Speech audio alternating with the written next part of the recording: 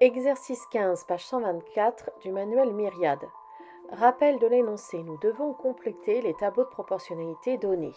Pour remplir ce tableau, je cherche le coefficient de proportionnalité. Je fais donc le nombre du bas divisé par le nombre du haut, 6 divisé par 2, ce qui me donne 3. Mon coefficient de proportionnalité est 3. Quand l'exercice ne me donne pas la bulle sur le côté, je dois absolument penser à, premièrement, mettre la flèche, deuxièmement, mettre l'opération que je fais.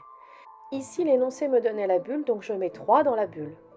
Pour trouver les nombres du bas, je vais faire 7 fois 3, c'est-à-dire que je vais pouvoir inscrire 21. Puis je fais 10 fois 3, ce qui me donne 30. Pour le deuxième tableau, je commence par chercher le coefficient de proportionnalité. Je fais 25 divisé par 5, qui me donne 5.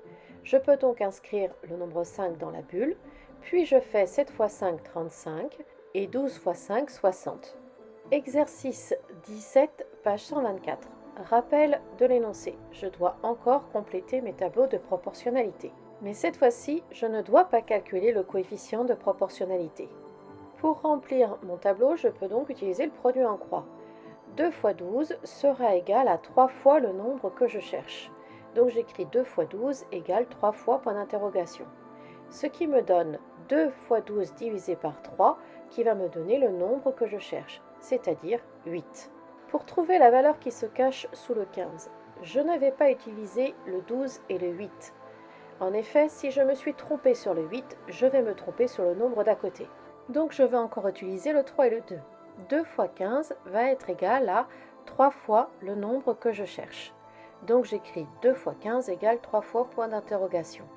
Ce qui me donne 2 fois 15 divisé par 3, qui va me donner le nombre que je cherche, c'est-à-dire 10.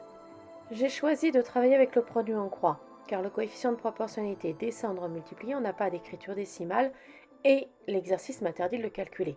Mais j'aurais pu utiliser le coefficient qui remonte en multipliant, qui est 1,5. Pour l'autre tableau, je vais avoir 6 fois 15, qui sera égal à 5 fois le nombre que je cherche. J'écris donc 6 fois 15 égale 5 fois point d'interrogation. Pour trouver le point d'interrogation, je fais 6 fois 15 divisé par 5, c'est-à-dire que je trouve 18. Pour trouver le nombre qui est sous le 20, je vais faire 6 fois 20, qui sera égal à 5 fois le nombre que je cherche. J'écris donc 6 fois 20 égale 5 fois point d'interrogation, donc le point d'interrogation est obtenu en faisant 6 fois 20 divisé par 5, c'est-à-dire que je vais avoir 24. Mais j'aurais pu remarquer que 5 fois 3 me donne 15.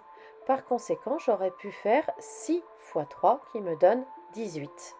Puis je remarque que 5 fois 4 me donne 20, donc je fais 6 fois 4 et je trouve 24. Exercice 19, page 124. Rappel de l'énoncé. Je dois compléter les tableaux de proportionnalité en choisissant la meilleure des méthodes. Dans un même exercice, en fonction de l'énoncé, je peux très bien changer de méthode. Je dois toutes les connaître pour utiliser la plus judicieuse et ainsi gagner du temps et de l'efficacité. Pour mon premier tableau, je remarque que pour passer de 2 à 8, j'ai fait 2 fois 4. Donc je vais faire 5 fois 4 pour trouver le nombre manquant. Pour l'autre tableau, je remarque que pour passer de 4 à 20, j'ai fait 4 fois 5. Donc pour trouver le nombre manquant, je vais faire 5 fois 5. Par contre, pour le tableau de la question C, je vais utiliser le coefficient de proportionnalité. Pour passer de 4 à 12, j'ai fait x3. Donc, pour trouver le nombre manquant, je vais faire 7,2 divisé par 3 puisque je remonte. Pour le D, il n'y a pas vraiment de calcul très évident, donc je vais utiliser le produit en croix. Je vais faire 2 fois 8 divisé par 5 qui va me donner le nombre manquant, 3,2. J'aurais également pu remarquer que 2 fois 2,5 est égal à 5. Donc je fais 8 divisé par 2,5 pour trouver le nombre manquant.